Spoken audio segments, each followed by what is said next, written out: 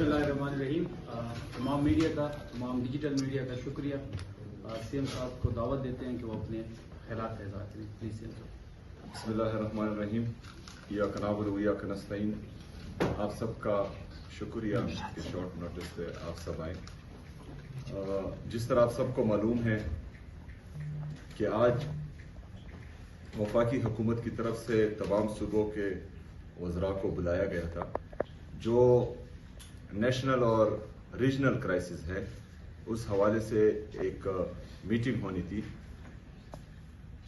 बावजूद इसके कि जो तरीक़ाकार पाकिस्तान के सबसे बड़ी सियासी जमात पाकिस्तान तहरीक इंसाफ के साथ हो रहा है, बावजूद इसके कि पाकिस्तान के साबका वज़ीर-ए-आज़म जनाब इमरान खान साहब उसके साथ जो हो रहा है, बावजूद इसके उनकी अहलिया के साथ बुशरा बीबी के साथ जो हो रहा है, बावजूद इसके कि उसकी बहनों के साथ जो हो रहा है, उसकी पार्टी के साथ जो हो रहा है, उसके कारकुनों के साथ जो हो रहा है, मुसलसल 3 सालों से पाकिस्तान तहरीक इंसाफ को दीवार से लगाया जा रहा है। तमाम तर जुल्म, जबर, फस्तायत, दुनिया में ऐसा कोई नाम नहीं है जुल्म और जबर का जो आप दें और वो पाकिस्तान तहरीक इंसाफ के कारकुनों के साथ, लीडरशिप के साथ, लीडर के साथ, जनाब इमरान खान साहब के साथ, उनकी फैमिली के साथ हुआ ना हो। लेकिन उसके बावजूद पाकिस्तान तहरीक इंसाफ ने, पाकिस्तान तहरीक इंसाफ की सूबाई हुकूमत ने, इमरान खान साहब की पार्टी ने, इमरान खान साहब की सूबाई हुकूमत ने ये फैसला किया था कि हम पाकिस्तान के लिए और पाकिस्तानी कौम के लिए इस मीटिंग में शिरकत करेंगे। लेकिन बदकिस्मती से वजूहात तो बयान नहीं की गई, लेकिन आज की मीटिंग को मनसूख कर दिया गया है और आज की मीटिंग नहीं हो पाई। मैं हैरान इस बात पर हूं कि जब भी किसी मुल्क पर क्राइसिस आते हैं तो उस मुल्क का वज़ीर-ए-आज़म अपनी कौम को, अपनी पार्लियामान को एतमाद में लेता है। लेकिन रीजनल हालात जो चल रहे हैं और उसके असरात जो पाकिस्तान पर पड़ रहे हैं, हमने किसी को नहीं देखा कि उन्होंने कौम के सामने आकर कौम से खिताब किया हो, एक जमहूरी अंदाज अपनाया हो, पार्लियामान को एतमाद में लिया हो, बल्कि बंद कमरों में फैसले हो रहे हैं जिसका इल्म किसी को भी नहीं है। लेकिन जो भी फैसला होगा, जो भी फैसला किया जाएगा, ये इनके दिमाग में होना चाहिए कि उसका असर सिर्फ एक खानदान पर नहीं पड़ेगा, उसका असर सिर्फ एक इदारे पर नहीं पड़ेगा, उसका असर पूरे पाकिस्तान पर पड़ेगा, पूरे पाकिस्तानी कौम पर पड़ेगा। तो जब एक खानदान या एक इदारे पर कोई असर नहीं पड़ेगा, पूरे पाकिस्तान और पाकिस्तानियों पर इसका असर पड़ेगा, तो पूरे पाकिस्तानी कौम ने वोट इमरान खान साहब को दिया है। पूरी पाकिस्तानी कौम इमरान खान साहब की पार्टी के पीछे खड़ी है। पूरी कौम ये चाहती है कि पाकिस्तान के फैसले कौम का अजीम लीडर जनाब इमरान खान साहब करें, ना उसे, ना उसकी पार्टी को एतमाद में लिया गया है। और हम किसी भी फैसले में ना शरीक हैं, ना ही हमें किसी भी फैसले में एतमाद में लिया गया है और ना ही हमें उसकी कोई खबर है। इसके साथ साथ इससे पहले मीटिंग में मुजम्मिल साहब ने शिरकत की थी, क्योंकि मेरी कैबिनेट मीटिंग थी तो मैं उसमें शिरकत नहीं कर सका। उसमें कुछ फैसले किए गए थे कि हमने ऑस्टेरिटी मेजर लेने हैं, हमने पाकिस्तानी कौम का पैसा भी बचाना है और हमने जो है पेट्रोल को भी थोड़ा कम इस्तेमाल करना है, क्योंकि जो हालात चल रहे थे उसके मुताबिक ये फैसले हुए थे। हमने उस मीटिंग में बताया, मुजम्मिल साहब ने बताया कि जो फैसले आप अभी कर रहे हैं, ये फैसले हम पहले कर चुके थे। جب عمران خان صاحب کی حکومت تھی اور کرونا میں خیبر پختونخوا کی حکومت نے پیٹرول پر جو کٹ لگایا تھا اپنے پارلیمنٹیرین کے لیے، وہ کٹ آج بھی موجود ہیں. اس کے بعد ہم نے وہ کٹ نہیں اٹھایا تھا. میں نے آلریڈی کیبنٹ میں یہ ڈیسائیڈ کیا تھا اس سے پہلے ہی کہ جو آفیسرز 2-3 کلومیٹر سے دور ہیں وہ تمام میٹنگز جو ہیں وہ آن لائن اٹینڈ کیا کریں تاکہ قوم کا پیسہ ضائع نہ ہو. یہ سارے فیصلے ہم آلریڈی کر چکے تھے. گاڑیوں پر ہمارا بین ہے. کوئی بھی کسی بھی پارلیمنٹیرین کے لیے یا بیوروکریٹ کے لیے ہم نے کوئی نئی گاڑی نہیں خریدی. باہر ملک کے ٹریول پر بین ہے. جب انتہائی زیادہ ضرورت ہوتی ہے اور ہمیں لگتا ہے کہ جانا چاہیے تو کیبنٹ سے اپروول لی جاتی ہے, اس کے بعد ہی کوئی جا سکتا ہے. ایک طرف ہم پاکستان تحریک انصاف اور پاکستان تحریک انصاف کی حکومت مسلسل اپنی قوم کا سوچ رہی ہے, پاکستان کا سوچ رہی ہے. دوسری طرف 7 مہینوں میں $5 ارب سے زیادہ قرضے لیے جاتے ہیں اور شاہ خرچیاں اتنی کہ 12 ارب روپے کے جہاز لیے جاتے ہیں. ایک طرف $5 ارب قرضہ لیا جاتا ہے, پھر اسی قرضے سے 2 پائلٹ ہائر کیے جاتے ہیں جس کی تنخواہ $70,000 سے زیادہ ہوتی ہے اور اس کو انہی قرضے کی ڈالر میں سے تنخواہیں دیے جاتے ہیں. انہوں نے اپنی شاہ خرچیاں کم نہیں کرنی. انہوں نے قوم کو اعتماد میں نہیں لینا. ان کے پاس کوئی ویژن ہی نہیں ہے, ان کا کوئی منشور ہی نہیں ہے, نہ فکر بھی نہیں ہے, نہ پاکستان کی نہ پاکستانی قوم کی, کیونکہ ان کو پتا ہے کہ 17 سیٹوں سے ہماری حکومت آ جانی ہے. ہم نے جو ہے تھوڑا سا چیری بلوسم لگا دینا ہے تو کام بن جائے گا. تو جب پاکستان کے فیصلے, جمہوریت کے فیصلے ایسے ہوتے ہیں تو پھر کوئی بھی پاکستان اور پاکستانی قوم کا نہیں سوچتا. اور جن کے لیے تمام ادارے مفلوج کر دیے جاتے ہیں, جن کے لیے جمہوریت سے لگے ہوئے, چاہے وہ صحافت ہے, چاہے جوڈیشری ہے, چاہے نیب ہے, چاہے کوئی بھی ادارہ ہے, وہ سارے مفلوج کر دیے جائیں اور ان کے ہر غلط کام پر خاموشی در لی جائے, تو وہ پھر کیوں پاکستان کا سوچیں گے؟ وہ پھر کیوں پاکستانی قوم کا سوچیں گے؟ بالکل بھی نہیں سوچیں گے. تو میرے خیال میں جو بند کمروں کے فیصلے کرتے ہیں ان کو ابھی سوچنا چاہیے, کیونکہ پاکستان جس دلدل میں پھنس رہا ہے, ایسا نہ ہو کہ وقت گزر جائے اور پھر کوئی بھی سنبھالنے والا نہ ہو. تو اس وقت سے ہم سب کو ڈرنا چاہیے. پاکستان کی معیشت کا یہ حال ہے کہ جب ریجیم چینج آپریشن ہو رہا تھا تو ہماری پاکستان کی جی ڈی پی گروتھ 6.1% تھی.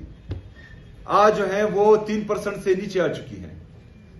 جب ایک حکومت کو گرایا جاتا ہے بیرونی سازش کے ذریعے تو وہ اس لیے گرایا جاتا ہے کہ وہ صحیح کام نہیں کر رہا اور ٹھیک بندے کو لایا جاتا ہے, لیکن وہ بھی غیر جمہوری عمل ہے. ہر بندے کو اپنا ٹینور پورا کرنا چاہیے, لیکن جن کو لایا گیا انہوں نے پاکستان کا بیڑا ہی غرق کر دیا, لیکن کوئی پوچھنے والا نہیں ہے. ہمارا انڈسٹریل گروتھ منفی میں جا رہا ہے, ہماری ٹیکسٹائل کی انڈسٹری بند ہوتی جا رہی ہے, ہمارا تجارتی خسارہ $20 ارب سے تقریباً تجاوز کر چکا ہے, ہماری ایکسپورٹس تباہ ہو چکی ہے. ہمارا نوجوان جو اس ملک اور قوم کا قیمتی اثاثہ ہے وہ پاکستان سے بھاگنے کے طریقے ڈھونڈ رہا ہے, کیونکہ یہاں پر نہ روزگار کے مواقع ہیں اور نہ ہی جو ہے ان کو اپنا مستقبل یہاں نظر آ رہا ہے. ہمارا ایگریکلچر گروتھ وہ بھی منفی میں جا رہا ہے. کسان رو رہا ہے, کسی کو کسان کی فکر ہی نہیں ہے, لیکن ان سب کے باوجود انہوں نے مزید پاکستانیوں کو تباہ کرنا ہے. اپنی شاہ خرچیاں کم نہیں کرنی. 12 ارب روپے کے جہاز خریدنے ہیں, اس کے لیے 70 ہزار ڈالر کے پائلٹ ہائر کرنے ہیں، لیکن بوجھ کس پر ڈالنا ہے؟ پاکستانی قوم پر۔ 321 روپے پیٹرول پہنچ گیا ہے، 321 روپے تک۔ ہمارے دور میں پیٹرول فی بیرل تقریباً 117 سے 120 ڈالر تھا، لیکن پیٹرول کی قیمت 150 روپے تھی۔ آج فی بیرل تقریباً 85 ڈالر کا ہے، لیکن ہماری پیٹرول کی قیمت 321 روپے تک پہنچ چکی ہے۔ 75 سالوں میں پیٹرول کی قیمت 150 روپے تک تھی، لیکن صرف 3 سالوں میں 171 روپے کا اضافہ ہوا ہے۔ مطلب 75 سال میں 150 روپے، صرف 3 سالوں میں 171 روپے کا اضافہ، مطلب 75 سال سے بھی زیادہ۔ کیوں؟ کیونکہ ان کے ساتھ پالیسی ہے ہی نہیں، ان کا منشور ہے ہی نہیں، ان کا ذہن ہے ہی نہیں، ان کی یہ نیت ہی نہیں ہے کہ پاکستان ترقی کرے۔ تو یہ اپنی معیشت کا کیوں سوچیں؟ یہ پاکستان کی انڈسٹریل گروتھ کا کیوں سوچیں؟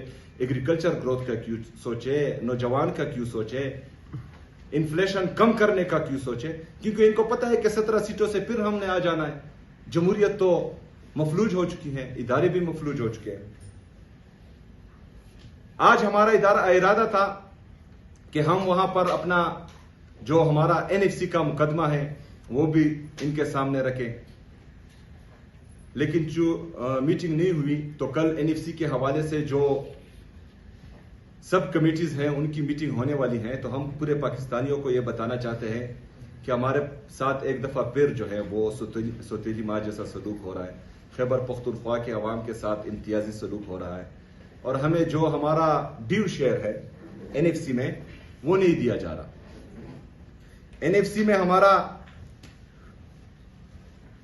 جو شیئر بنتا ہے ان 8 سالوں میں وہ تقریباً 964 ارب روپے ابھی تک بنتا ہے، لیکن جو 7th NFC ایوارڈ ہیں جو 25ویں آئینی ترمیم کے بعد جب فاٹا KP میں مرج ہوا، اس کے بعد وہ انکانسٹیٹیوشنل ہو گیا ہے، غیر آئینی ہو گیا ہے، کیونکہ اس میں 3.5 صوبے شامل ہیں۔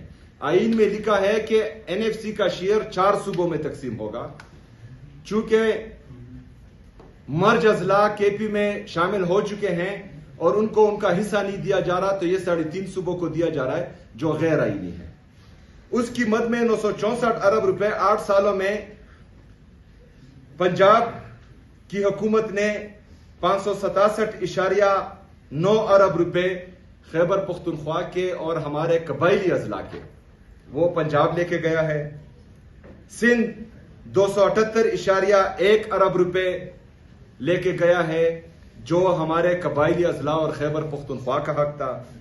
بلوچستان 118.1 بلین 118.1 ارب روپے لے کے گیا ہے جو خیبر پختونخوا کا حق تھا، جو ہمارے قبائلی اضلاع کا حق تھا۔ یہ غیر آئینی کام مسلسل 8 سالوں سے ہوتا آ رہا ہے۔ ہماری بار بار آواز اٹھانے کے باوجود ہماری سنوائی نہیں ہو رہی۔ وفاقی حکومت کے ساتھ، وفاقی نمائندوں کے ساتھ ہماری 4-5 میٹنگز جو ہوئی ہیں میرے یا میرے بغیر، ان سب میں ہم نے یہ بات کی ہے، یہ آواز اٹھائی ہے، لیکن اس کے باوجود بھی ٹس سے مس نہیں ہوا کوئی۔ آج ہم ایک دفعہ پھر مطالبہ کرتے ہیں کہ اس 7th NFC ایوارڈ کو اپ ڈیٹ کیا جائے، اس کو کانسٹیٹیوشنل کر دیا جائے، تاکہ جو حق لاہور میں بسنے والے شہری کا ہے، کراچی میں بسنے والے شہری کا ہے، کوئٹہ میں بسنے والے شہری کا ہے، پشاور میں بسنے والے شہری کا ہے، وہ حق بھی قبائلی اضلاع کے قبائلیوں کے لیے بھی مختص ہو۔ تو اس میں کل میٹنگ ہے اور ہم امید کرتے ہیں کہ 8 سال جو صوبے ہمارا حق لے کے گئے ہیں اور ہمارا حق آیا ہے وہ اس میں ہمارا ساتھ دیں گے اور 7th NFC کو اپ ڈیٹ کریں گے اور کانسٹیٹیوشن کے مطابق کریں گے۔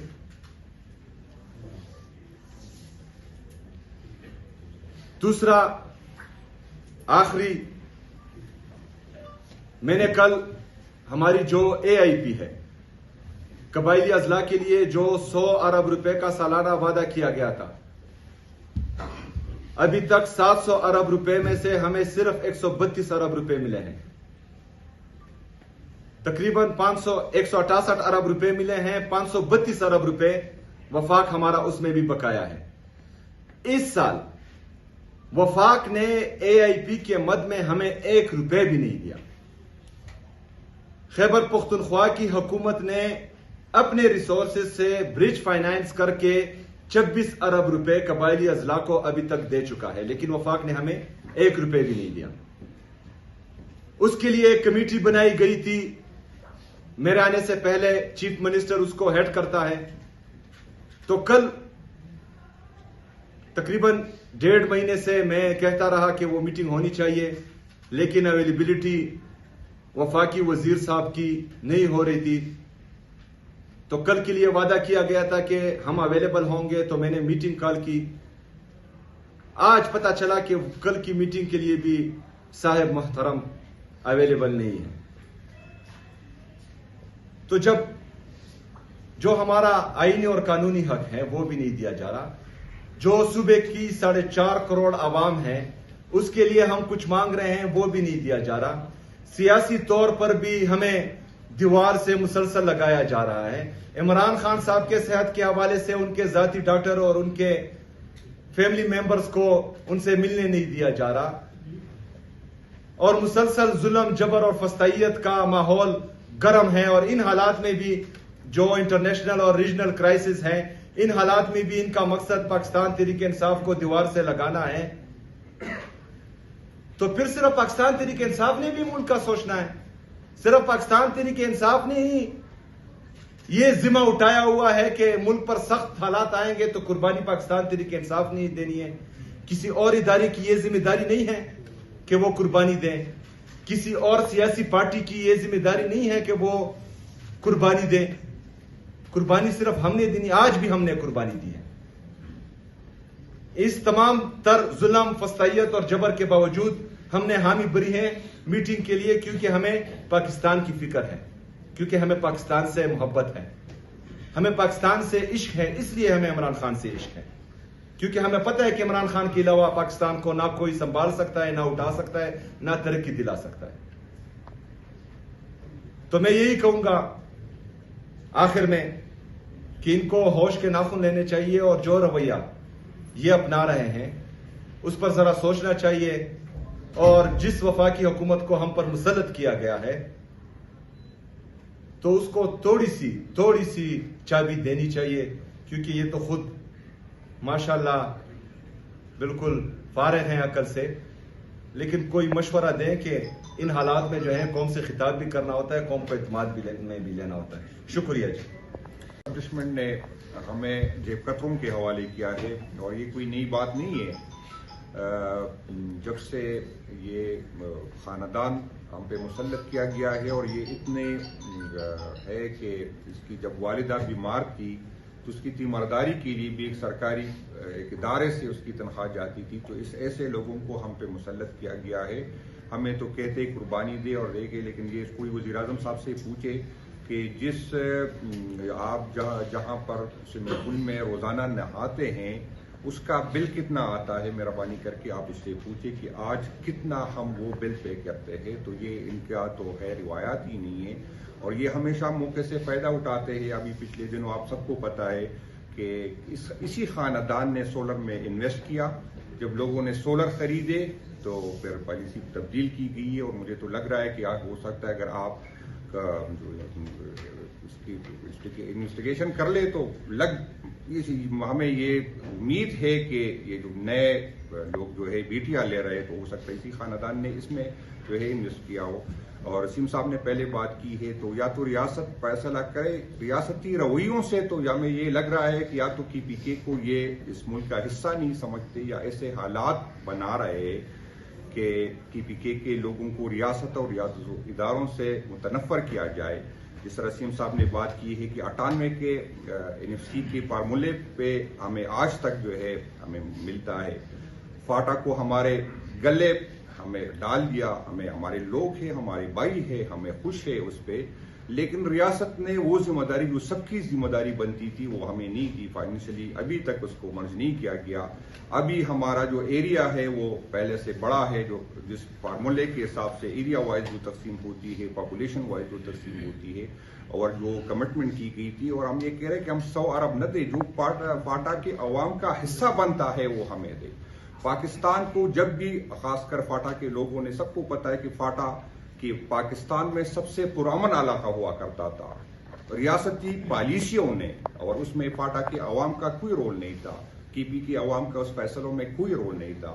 اسی ٹائم کے جرنیلوں نے فیصلہ کیا تھا کہ ہمیں افغانستان کے جنگ میں جانا ہے، اور جو ہم آج اس کو بار بار اس کو یہ تانا دیتے ہیں کہ ہمیں تو افغانستان کے لوگوں نے نہیں کہا تھا کہ ہم نے ملک سے نکلنا تھا، ہماری خواہش تھی کہ وہاں سے لوگوں کو نکالے، اور اس جنگ کے نتیجے میں جرنیل ارب پتی بنے، مولوی علی ارب پتی بنے، تو ان لوگوں کا تھا، اور ان افغانیوں پہ ہم نے، ہمارے کچھ لوگوں نے کمائے، پاکستان کو پیسے آئے، لیکن کھیپی میں کو اس کا حصہ جو بنتا تھا اسی ٹائم بھی نہیں دیا گیا، اور آج بھی جو ہے وہ نہیں دیا جا رہا ہے۔ آج بھی آپ نے جس طرح سیم صاحب نے بات کی، آپ کہے کہ تقریباً 1100-1200 کے ایس ڈی پی ہے، ابھی سن رہے، ابھی میں نے سنا کہ اس کو کم کر رہے 900 ارب میں، لیکن فاٹا کے لیے 50 کروڑ روپے دیے، ہمارے اسکیم ہی نہیں ہوتی فاٹا کے سارے کیپی کے لیے، تو صوبائی حکومت کے اپنا جو حصہ بنتا ہے اسی کے مطابق وہ بھی ہمیں نہیں ملتا، رائلٹی میں جو ہمارا حصہ بنتا ہے وہ بھی ہمیں نہیں ملتا، ہم پہ جنگ مسلط کیا جاتا ہے جس میں ہمارا کوئی رول نہیں ہوتا، فیصلوں میں ہمارا کوئی رول نہیں ہوتا، پھر ہم سفر کرتے ہیں، پھر ہمیں کہا جاتا ہے کہ 1% ہم آپ کو دے رہے، تو بھائی جان 1% اپنے پاس رکھے، لیکن جو آپ نے ہمارا انفراسٹرکچر تباہ کیا، ہماری جو ہے انڈسٹری تباہ کی، وہاں سے اسٹاف انڈسٹری ساری کیپی میں مجھے بتا دے کہ کہاں پر انڈسٹری ہے۔ تو ہم جب ریاست نے فیصلہ کیا تھا کہ افغانستان جنگ میں جانا، تو ہم کی پی کے میں ریاستی اداروں نے جہادی بھرتی کی، یہ کسی سے چھپی گٹی نہیں ہے، ریاستی اداروں نے کی پی کے میں جہادی، جب پنجاب میں سندھ میں انڈسٹری لگ رہی تھی تو ہم جہادی بھرتی کر رہے تھے، اور آج ہم اس کا خمیازہ بھگت رہے، ہم مر بھی رہے، اور ہم جو ہے پھر ہمیں بھی ثابت کرنا ہوتا ہے کہ ہم محب الوطن ہیں، پھر بھی ہمیں ثابت کرنا ہوتا ہے کہ ہم اداروں کے ساتھ ہیں، ہم جو ہے ہمارا جو حصہ اس ریاست کے ساتھ بنتا ہے وہ ہمیں نہیں دیا جاتا ہے، ہم روزانہ لاشیں اٹھاتے ہیں، پھر بھی ہمیں جو ہے ثابت کرنا ہوتا ہے، ہمارے جنازے یہاں پر لوگ کہتے ہیں اداروں نے قربانی دی، ہم اداروں کی قربانیوں کی قدر کو نگاہ سے دیکھتے ہیں، جو بھی اس ملک کی ریاست کے لیے قربانی دیتا ہے، چاہے سیاسی ورکر ہو چاہے پوجی ہو، ہم اس کو سلام کرتے ہیں، لیکن بھائی جان ہم جو لاشیں اٹھاتے ہیں ہماری لاشوں پہ ڈنڈا نہیں ہوتا، ہم جو لاشیں اٹھاتے ہیں اس پہ سلامی نہیں ہوتا، اس کو کوئی پلاٹ نہیں ہوتا، اس کو تو ثابت کرنا ہوتا ہے کہ میں بے گناہ مرا ہوں، ہم لاشیں بھی اٹھاتے ہیں پھر بھی ثابت کرنا ہوتا ہے کہ ہم اس ملک کے ساتھ کھڑے ہیں، تو ریاست اپنے اس پہ نظر ثانی کرے، ریاست کی پی کے عوام کے ساتھ جو کر رہی ہے، یہاں پر جس طرح سی ایم صاحب نے بات کی، اتنی بڑی کرائسس ہے، ریاست نے فیصلہ کیا ہے کہ ہم نے اسرائیل کے ساتھ بیٹھنا ہے، لیکن پارلیمنٹ کو اعتماد میں نہیں لیا، عوام کو اعتماد میں نہیں لیا، ریاست نے اس طرح ایران کی جنگ کا، ایران کے ساتھ جو ہو رہا ہے، آج تک وزیر اعظم نے پارلیمنٹ کو اعتماد میں نہیں لیا، ڈیفنس منسٹر جو ہر ٹائم 3 گھنٹے بولتا ہے، آج تک اس نے اس پہ بات نہیں، انٹیریئر منسٹر تو خیر آ نہیں سکتا، کسی میں ہمت نہیں کہ اس کو بلا رہے کیونکہ وہ کسی اور کا نمائندہ ہے، تو ریاست کی آپ اس کو دیکھیں کہ وہ کتنی سیریس ہے، یہ اس کی بدقسمتی ہے، اور یہ ان کے لانے والے اس کی ذمہ دار ہے، آج ملک میں انویسٹمنٹ نہیں آ رہی، ہماری حکومت میں ٹی انڈسٹری جو ہے وہ آپ نے دیکھا کہ اس کی گروتھ ہو رہی تھی، فیصل آباد میں ٹیکسٹائل انڈسٹری اپنی ڈیمانڈ پوری نہیں کر سکتی تھی، جس کی سب کی فیصل آباد کے عوام اس کی گواہ ہے کہ جس کی 1 فیکٹری تھی اس نے 2-3 فیکٹریاں لگی، ہم ڈیمانڈ پوری نہیں کر سکتے تھے،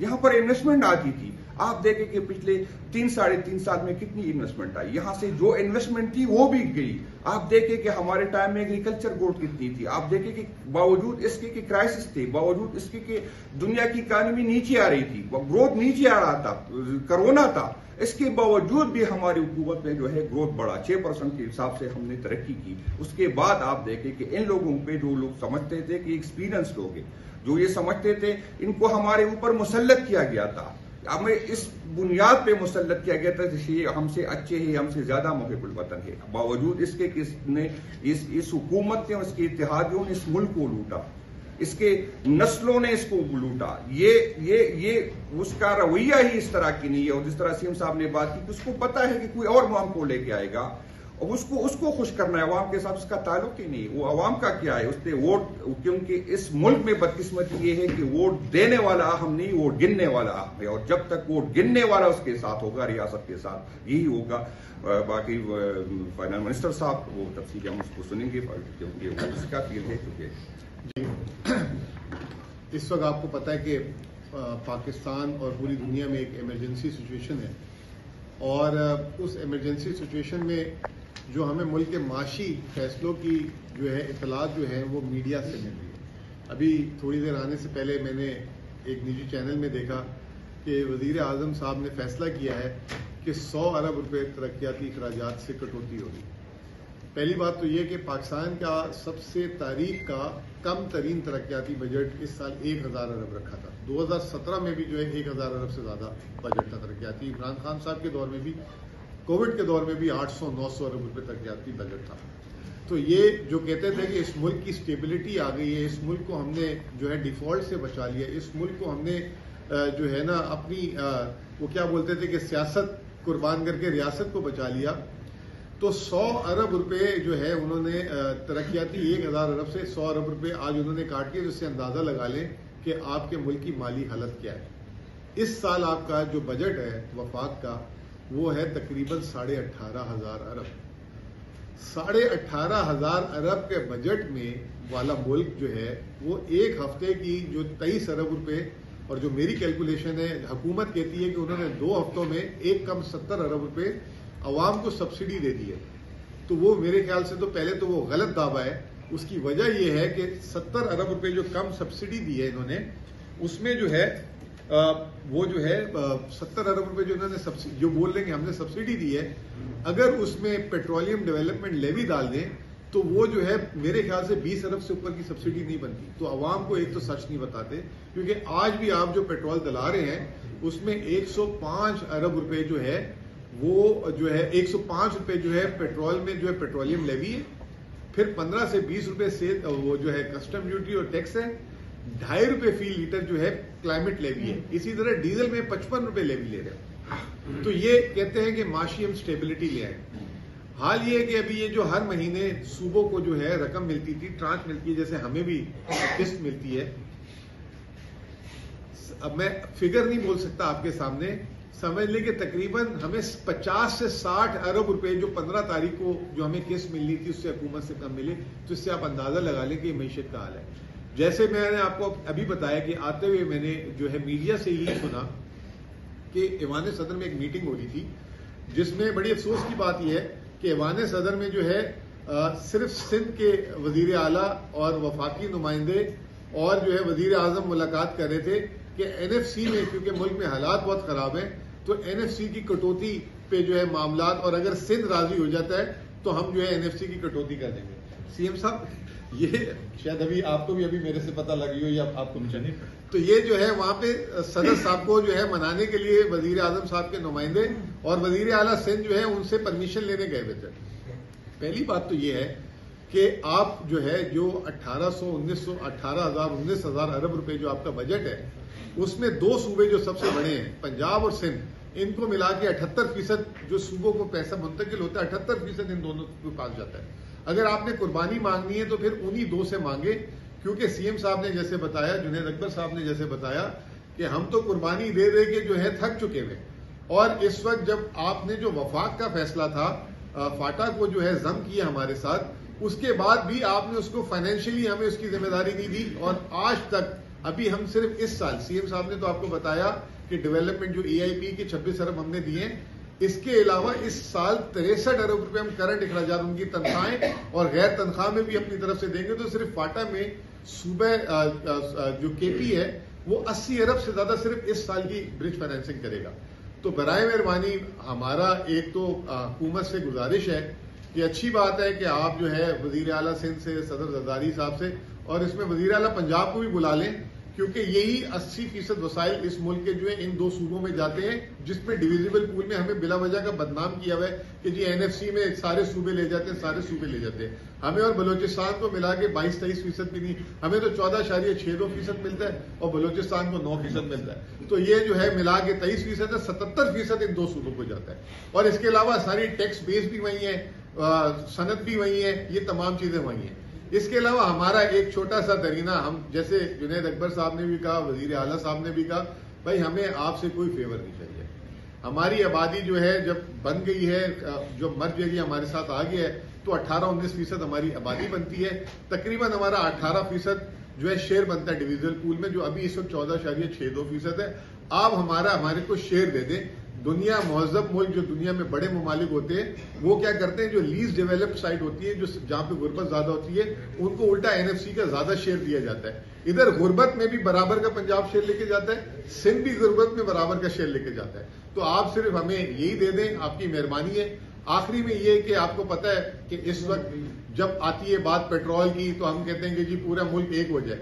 جب دہشت گردی کی بات آتی ہے تو سارا خرچہ خیبر پختونخوا کو اٹھانے کا بولا جاتا ہے. خیبر پختونخوا تو آپ کے لیے دہشت گردی کے لیے ایک دیوار بنی ہوئی ہے، پوری ملک کی دہشت گردی کو روک کے کھڑی ہوئی ہے. اور اس نے آج صرف میں آپ کو یہ بتا دوں کہ جو 6-8 مہینوں سے جو ٹارگیٹڈ آپریشن ہو رہی ہے، انٹیلیجنس بیس آپریشن جو بھی کہا جاتا ہے اس کو، اب تک اس میں ہم نے آپریشنز کے لیے نہیں، IDPs کے لیے، یہ میں واپس سے کلیئر کر دوں، IDPs کے لیے وزیر اعلیٰ صاحب نے کہا کہ میں اپنی قوم کو نہیں اکیلا چھوڑ سکتا. 15 ارب دے چکے ہوئے. وزیر اعلیٰ صاحب کو ہم نے ویزیبلٹی دی ہے کہ کیونکہ یہ آن گوئنگ ہے تو مزید 15 ارب روپے دینے پڑیں گے، تو 30 ارب روپے ہم نے اس میں بھی دیے. جب ہم کسی صوبے سے اور وفاق سے مانگنے گئے مہینہ پہلے تو انہوں نے کہا آپ کو تو پتا ہے ہماری مجبوری، وہ وزیر اعظم والا کہ میں مانگنے نہیں گیا تھا لیکن مجبوری ہے. تو یہ وہی والی بات، ہمیں بھی قصہ سنا دیا گیا.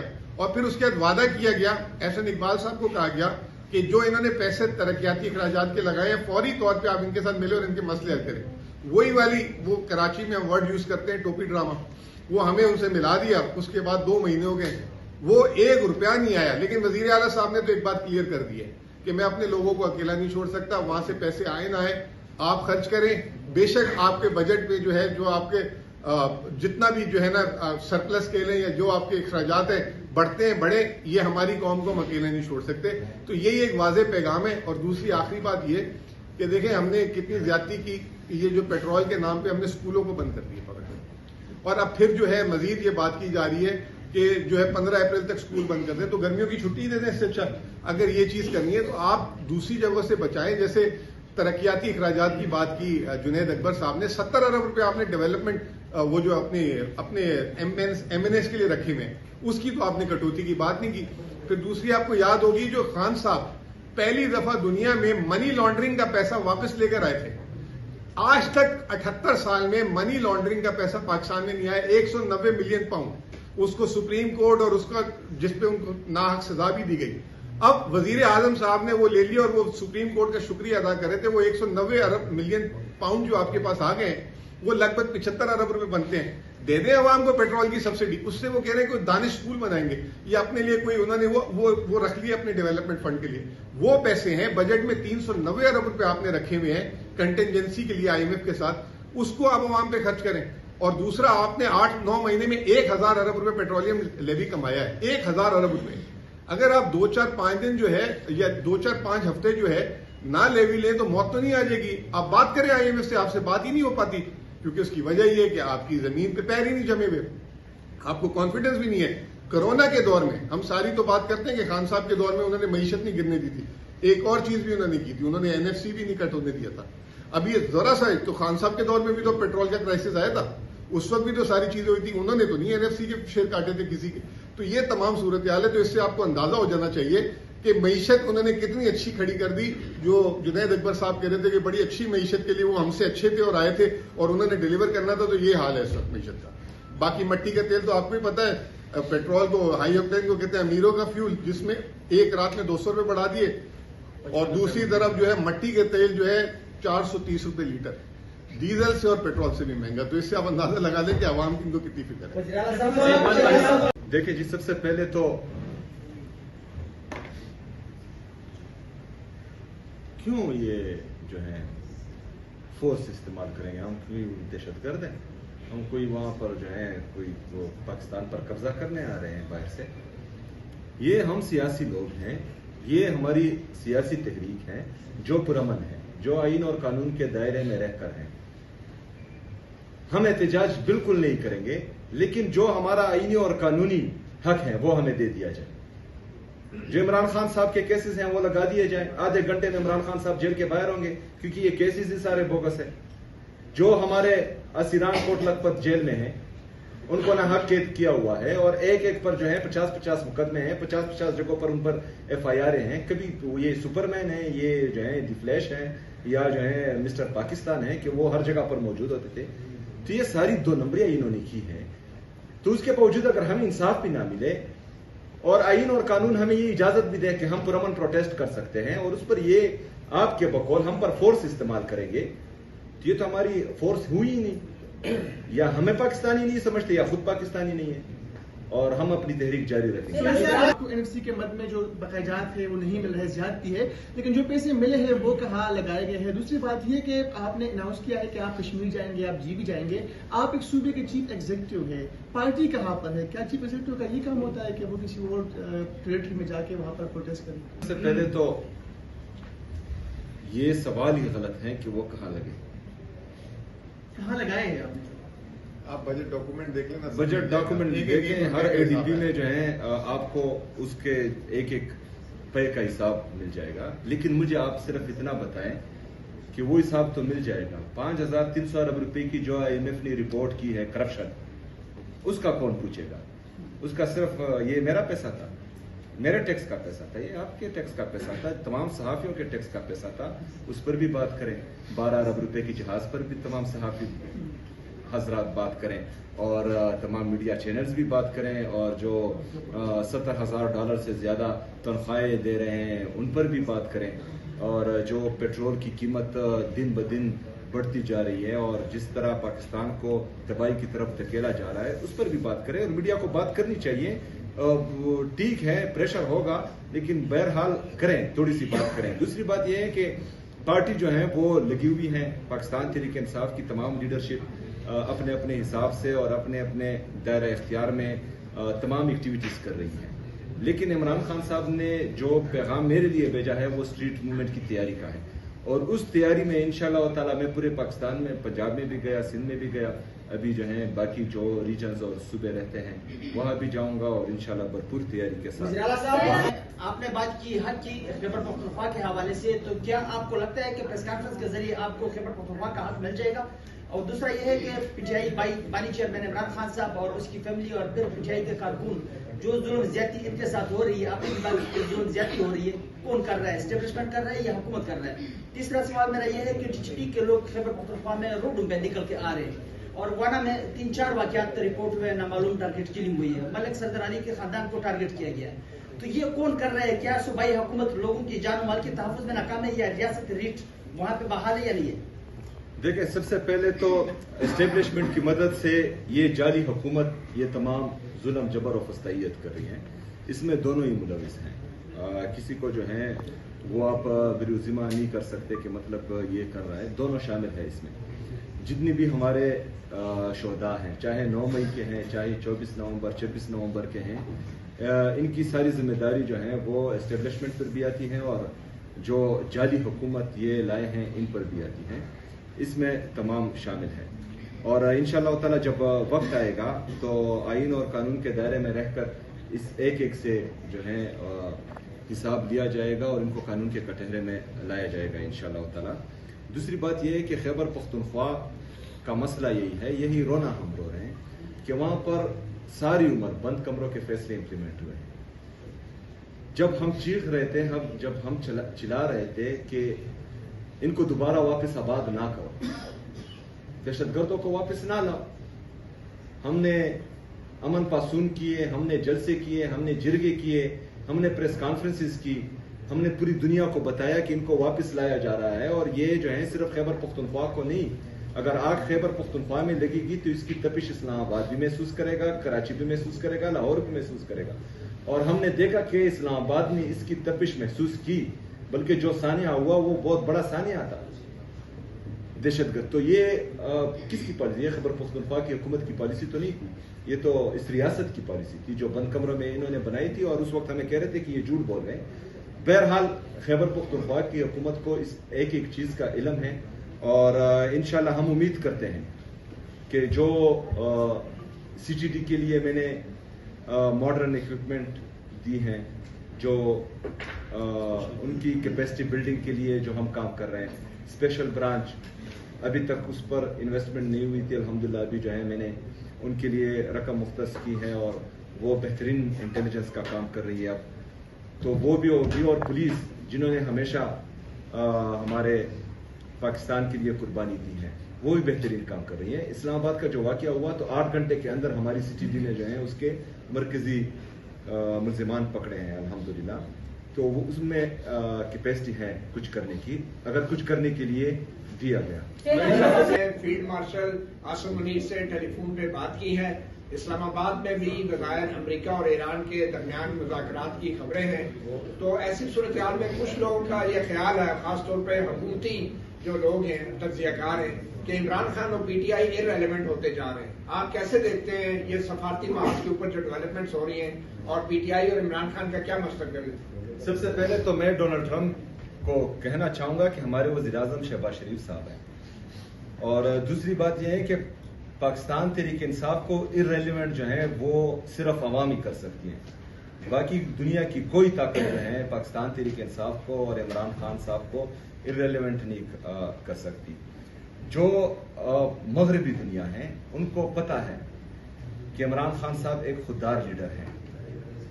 मैं ना बहैसियत पाकिस्तानी एक खुददार पाकिस्तानी और बहैसियत इमरान खान साहब का अदना सिपाही, मैं कभी भी जो है किसी दूसरे मुल्क की तरफ नहीं देखता। अल्हम्दुलिल्लाह हम अपने जोर बाजुओं से हकीकी आज़ादी लेकर आएंगे इंशाल्लाह। लेकिन जो हमारे फैसला साज हैं और मंसूबा साज हैं, उनको इतना बताना चाहूंगा कि इसराइल और अमेरिका ये कभी भी नहीं चाहेगा कि पाकिस्तान मुस्तक़िम हो। एक इस्लामी रियासत जो एटमी कुव्वत भी हो, तो कौन सा यहूदी ये चाहेगा कि एक इस्लामी रियासत जो एटमी कुव्वत भी हो वो मजबूत हो? उनको तो यही लोग चाहिए होंगे कि जो वहां पर जाकर उनको सल्यूट करें, वो तो एब्सोल्युटली नॉट वाले कभी भी नहीं चाहेंगे। बहरहाल ताकत का सरचश्मा अवाम है, और इंशाअल्लाह ताला हमें अपनी अवाम पर पूरा एतमाद है। हम इंशाअल्लाह ताला कि ये वक्त बदलेगा और जरूर बदलेगा। और नागुज़ीर वजूहात पर जो हमें बताए नहीं गए उन पर वो मीटिंग कैंसिल की गई। कल AIP पर मैंने मीटिंग बुलाई थी, SN इकबाल साहब उसमें क्योंकि मेंबर हैं, मैं उसको चेयर करता हूँ बहैसियत वज़ीर-ए-आला, और 1.5 महीने से हम ट्राई कर रहे थे कि ये मीटिंग हो जाए, क्योंकि 26 अरब रुपए सूबाई हुकूमत ने अपने फंड से ब्रिज फाइनेंस करके अपने कबायली अजला को दिए हैं। और ये पहली मुलाकात में जो हमारी मुलाकात शहबाज शरीफ साहब से थी, तो उसमें कमिट भी किया गया था कि हम देंगे, लेकिन उसके बावजूद भी ना मीटिंग हो रही है। और कल के लिए हमने मुख्तस की थी, तो उन्होंने अपनी अनअवेलेबिलिटी शो कर दी, और कल की मीटिंग में वो शिरकत नहीं कर पाएंगे, तो वो मीटिंग अब डिले हो गई है। और जो आपने दूसरा क्या पूछा, ये सवाल का जो ऐलान किया पेशावर से आप स्टेशन कर रहे हैं, तो हुकूमत कहती है कि वहाँ पर आपकी अपनी हुकूमत है, वहाँ लोगों को आप लोग खुद भी ले आते हैं, मजबूर किया जाता है लोगों को। तो ये कैंपेन का आगाज आप पंजाब से क्यों नहीं करते? पंजाब में हमेशा आप लोगों के लिए सियासी कैंपेन करना अब तक मुश्किल रहा है, तो वहाँ से टास्क फोर्स का क्यों ऐलान नहीं करते कि वहाँ से आप स्टेशन शुरू करें? तो कल इनॉग्रेशन है या लॉन्चिंग सेरेमनी है मेंबरशिप कैंप्स की, और इसको हम जो है पूरे पाकिस्तान में इंशाअल्लाह ताला फैलाएंगे। और इसमें पंजाब में भी मेंबरशिप होगी, सिंध में भी होगी, बलूचिस्तान में भी होगी, कश्मीर में भी होगी, और गिलगित बल्तिस्तान में भी होगी। और इस दफ़ा जो जज्बा, जो जुनून, मैं क्योंकि तकरीबन सारा पाकिस्तान घुमा हूँ, और इस वक्त जो ये जोश में लोगों की आंखों में देख रहा हूँ, और जो जज्बात में लोगों के देख रहा हूँ, तो इंशाअल्लाह इस दफ़ा पाकिस्तान जिस अंदाज में निकलेगा, तो ये इनकी सोच है। ये कितने दिनों में हो जाएगी मेंबरशिप? इसकी थोड़ी तफसील भी बता दें कि क्या किन फेजेस में होगी, कैसे कैसे लोग मेंबरशिप मुहिम का हिस्सा बन सकते हैं। आपके वर्कर्स को भी उस तरह से एग्जैक्ट गाइड नहीं किया गया, डेट आ गई है इसकी, कल शुरू होने जा रही, थोड़ी सी इसकी तफसील भी प्लीज बता। बेसिकली हम परसों जुम्मे को इंशाल्लाह 2 बजे उसकी लॉन्चिंग इवेंट है, वहाँ पे सारी लीडरशिप वहाँ पे मौजूद होगी। इसके साथ साथ डिजिटल डैशबोर्ड भी खोल दिया जाएगा और पूरे पाकिस्तान में तमाम कैंप्स भी लगाए जाएंगे। फर्स्ट फेज में हम 272 कैंप्स खैबर पख्तूनख्वा में लगा रहे हैं, हम पंजाब में भी कैंप्स लगाने जा रहे हैं। पंजाब के लिए, सिंध के लिए और बलूचिस्तान के लिए हम डिजिटल डैशबोर्ड भी खोल रहे हैं। जिस दिन हम 1 लाख का फिगर कंप्लीट कर लेंगे तो बाकायदा हल बर्दारी होगी। 10 लाख हमारा गोल है, इंशाल्लाह कुछ दिनों में हम वो भी अचीव कर लेंगे और इसके बाद जितनी भी तफसीलात आएंगी वो हम तमाम मीडिया के सामने रखेंगे। अच्छा सुहेल साहब, मेरा एक सवाल है। दो बच्चे लड़ रहे थे मेरी गली में, एक पंजाब का था, वो कह रहा है कि हमारे वजीर आला के पास बड़ा जहाज है, आप केपी से हो, आपके पास जहाज नहीं है, आपका सीएम जो है वो पब्लिक में वो जाता है, तो आपका भी कोई इरादा है जहाज लेने का कि नहीं? देखें जी, मैं तो कमर्शियल फ्लाइट्स में सफर करने वाला बंदा हूँ जी। इन्होंने तो ये गुर्बत और गरीबी जो है वो सिर्फ ड्रामों और किताबों में देखी होगी और पढ़ी होगी। हमने महसूस की है ये सारी चीज़ें। हम सुजुकी में भी हमने सफ़र किया है, बसों में भी सफ़र किया है, ट्रकों में भी सफ़र किया है अल्हम्दुलिल्लाह। तो हमें पता है गरीब का दर्द। तो जिस चीज़ का आवाम को फ़ायदा नहीं होगा, मेरे खैबर पख्तूनख्वा के आवाम को फ़ायदा नहीं होगा, मेरे पाकिस्तान के आवाम को फ़ायदा नहीं होगा, वो मैं हरगिज़ नहीं करूँगा।